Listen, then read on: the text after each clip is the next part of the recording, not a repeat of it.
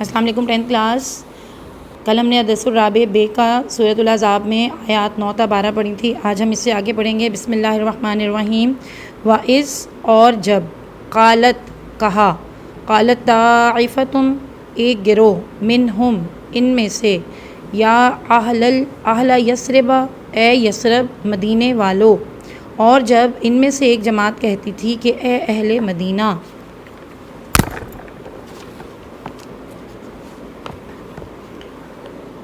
لا مقام کوئی جگہ نہیں لقم فرجعوا لہٰذا تم لوٹ چلو. ویستاذنوا اور اجازت مانگتا تھا فریقن ایک گروہ منہم النبیہ ان میں سے نبی سے.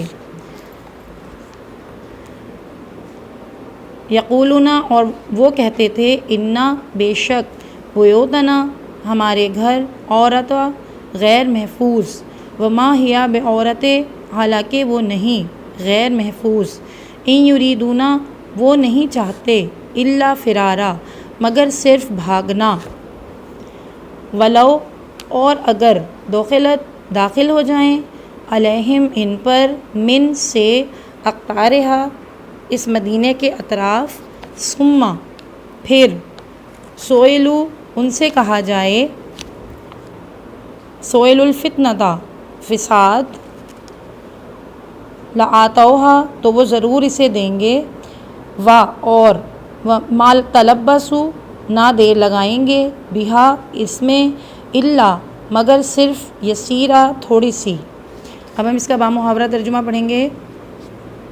یہاں تمہارے لیے ٹھہرنے کا مقام نہیں, تم تو لوٹ چلو. اور ایک گروہ ان میں سے پیغمبر صلی اللہ علیہ وآلہ وسلم سے اجازت مانگنے لگا اور کہنے لگا ہمارے گھر کھلے پڑے ہیں, حالانکہ وہ کھلے نہیں تھے, وہ تو صرف بھاگنا چاہتے تھے.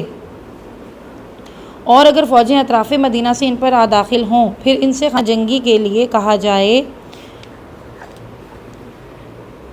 تو فوراً کرنے لگیں اور ان کے لیے بہت ہی کم توقف کریں, حالانکہ پہلے اللہ سے اقرار کر چکے تھے کہ پیٹھ نہیں پھیریں گے. اور اللہ سے جو اقرار کیا جاتا ہے اس کی ضرور پرسش ہوگی. پرسش کا مطلب ہوتا ہے یہاں پہ باز پرس ہونا, پوچھ گچھ ہونا. یعنی انہوں نے جو اللہ سے وعدہ کیا تھا وہ اس کی خلاف ورزی کر رہے تھے. پہلے انہوں نے وعدہ کیا تھا کہ ہم میدان جنگ چھوڑ کر نہیں بھاگیں گے, لیکن مشکل کو دیکھ کر وہ بھاگنے کو تیار ہو گئے. تو اس بات پر اللہ تعالیٰ کہہ رہا ہے کہ ان سے اس بات پر پرسش ضرور ہوگی. تو اسٹوڈنٹس یہ آپ کی آیات یہاں تک آج ہم نے پڑھی ہیں. آپ نے باقی کی تمام آیات کا ترجمہ اسی طرح لفظ بلفظ بھی یاد کرنا ہے اور بامحاورہ, اور کی بک سے آپ نے اس کے شارٹ کوسچنس بھی یاد کرنے ہیں.